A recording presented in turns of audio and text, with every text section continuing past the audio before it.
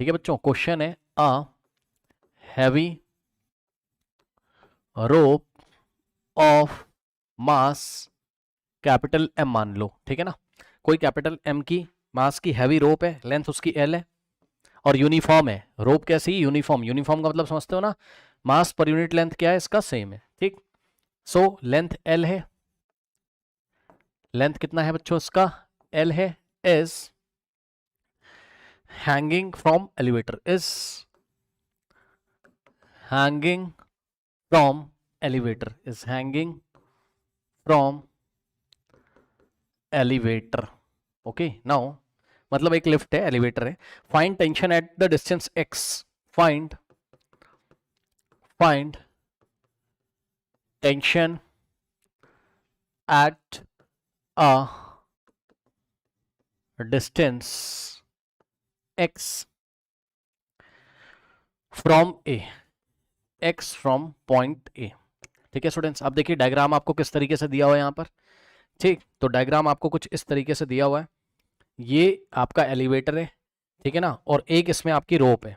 सो रोप कुछ इस तरीके से यहाँ पे, ये ऐसे, करेक्ट।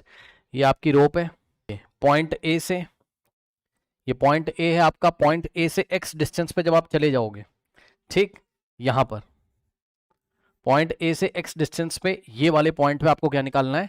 आपको क्या निकालना है? आपको टेंशन निकालना है, ठीक है स्टूडेंट्स। और ये जो पूरा एलिवेटर है, ये ए एस्केलेशन से ऊपर इस तरीके से जा रहा है। अब देखिए, जब भी आपको टेंशन निकालने वाला केस है तो आप क्या करोगे बताओ?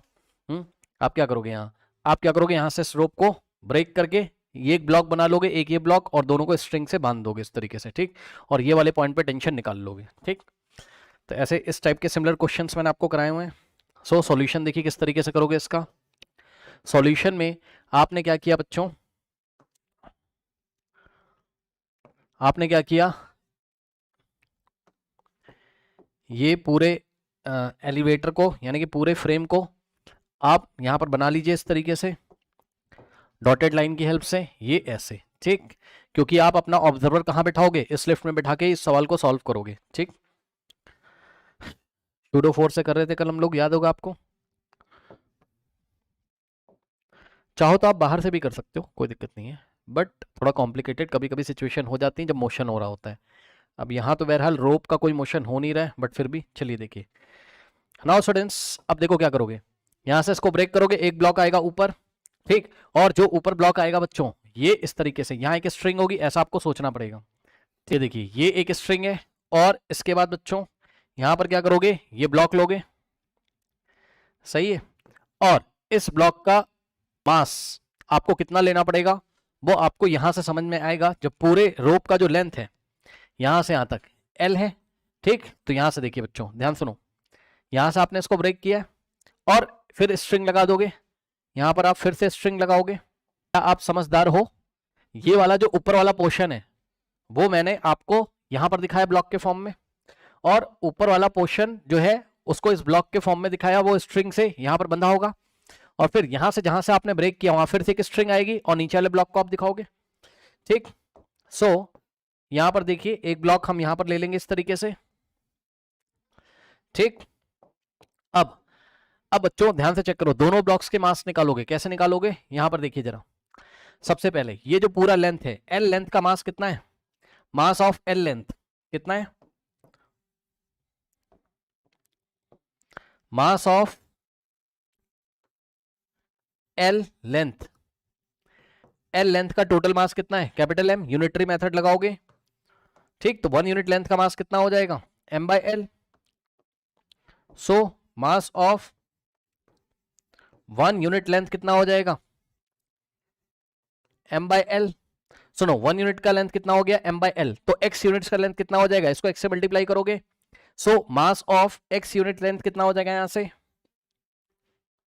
इसको वैसे मुझे बहुत जल्दी जल्दी कर देना चाहिए बिकॉज ऐसे बहुत सारे क्वेश्चंस मैंने आपको कराए हैं। So mass of x unit length कितना हो जाएगा बच्चों यहां से?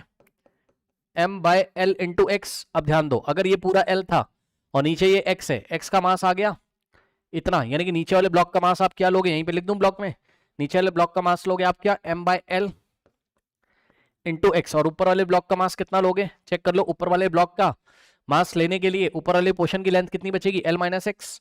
सो mass of L minus x length कितना आ जाएगा यहां से, एम बाय एल को मल्टीप्लाई करोगे किससे आप, एल माइनस एक्स से। ठीक, तो ऊपर वाले ब्लॉक का मास कितना आ जाएगा आपका, M by L into L minus x.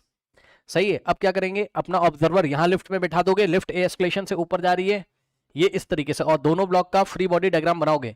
और सुनो, ये अलग स्ट्रिंग है और ये अलग स्ट्रिंग है, यानी कि दोनों स्ट्रिंग का बच्चों टेंशन यहां पर आप अलग अलग लेंगे।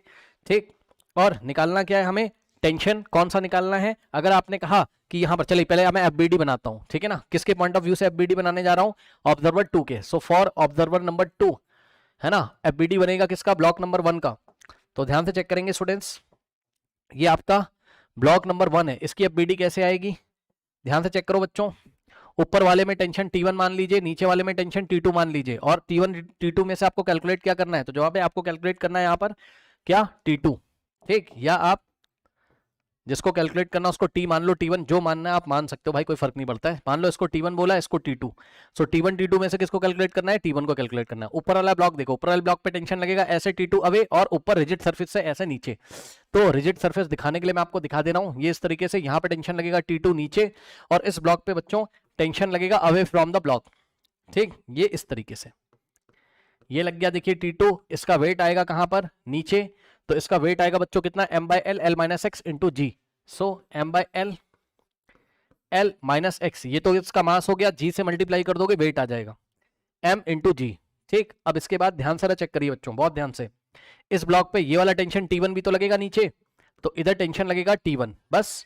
अब नीचे वाला ब्लॉक देख लीजिए, नीचे वाले ब्लॉक को पकड़ के ले आइए ये इस तरीके से, और नीचे वाले ब्लॉक पे बच्चों इसका वेट लगेगा नीचे। सो इसका वेट कितना आ जाएगा, चेक कर लीजिए, m by L X into G, और टेंशन मिलेगा ऊपर, कौन सा टेंशन, बहुत ध्यान से चेक करना, टेंशन T1 ये वाले स्ट्रिंग का। ठीक ठीक, टेंशन मिला इसको क्या, T1। इतने फोर्सेस हो गए। ठीक, अब कोई दिक्कत नहीं होनी चाहिए। अब इसके अलावा बहुत ध्यान से जरा चेक करो, दोनों के फ्री बॉडी डायग्राम आपने बना तो लिए, लेकिन बच्चों आपने ये फ्री बॉडी डायग्राम किसके लिए बनाए हुए हैं, तो जवाब है ऑब्जर्वर नंबर 2 के लिए। और ऑब्जर्वर नंबर 2 के लिए ध्यान से चेक करो, ये पूरा सिस्टम कहां जा रहा है, ऊपर, चेक कर लीजिए, ये इस तरीके से ये पूरा सिस्टम कहां जा रहा है, ऊपर। तो ऑब्जर्वर नंबर 2 क्या करेगा बच्चों, ये जो ऑब्जर्वर नंबर 2 बैठा हुआ है ना, non inertial frame of reference में, ये क्या करेगा, इसको भी शूडो फोर्स देगा, इसको भी शूडो फोर्स देगा। कैसे देगा शूडो फोर्स, ध्यान से चेक करिए बच्चों, क्या करेगा, मोशन के ऑपोजिट डायरेक्शन में m इंटू ए लगाएगा। ठीक, तो इसको शूडो फोर्स कितना मिलेगा यहां पर, ध्यान चेक करो, इसका मास कितना था, m by L into L minus X into escalation A, frame of reference का एस्केलेशन ए। ठीक है, एम ए मिला मोशन के ऑपोजिट डायरेक्शन में, और इसको शूडो फोर्स कितना मिलेगा यहां पर, m बाय एल एक्स, ये इसका मास हो गया, और इंटू में ए, ये लीजिए। ठीक, ये लीजिए, क्या दिक्कत है। अब बच्चों ध्यान सारा चेक करिए यहां पर, अब आप इक्वेशंस लिखोगे, और इक्वेशन लिखने के लिए मुझे थोड़ी सी यहां पर जगह चाहिए, या मुझे नेक्स्ट पेज पे चलना पड़ेगा। ये ऑब्जर्वर नंबर 2 जो है बच्चों, वो इस ब्लॉक को देखेगा, तो ये वाला ब्लॉक क्या होगा बताइए, रेस्ट पे, और ये भी रेस्ट पे होगा। खुद सोचो ना, पूरा सिस्टम ऊपर जा रहा है, तो चला के मैं आपको दिखा देता हूं, ये इस तरीके से जब पूरा सिस्टम ऊपर जा रहा होगा, तो ऑब्जर्वर नंबर 2 के लिए दोनों ब्लॉक रेस्ट पे होंगे। अगर दोनों ब्लॉक रेस्ट पे, तो इसके लिए इक्वेशन क्या बनेगी, T2 बैलेंस करेगा किसको, T1 को, ये वाले फोर्स को, ये वाले फोर्स को, तो T2 बराबर this plus this plus this. समझ गए, तो दो इक्वेशन यहां से बना लीजिए, ठीक है ना।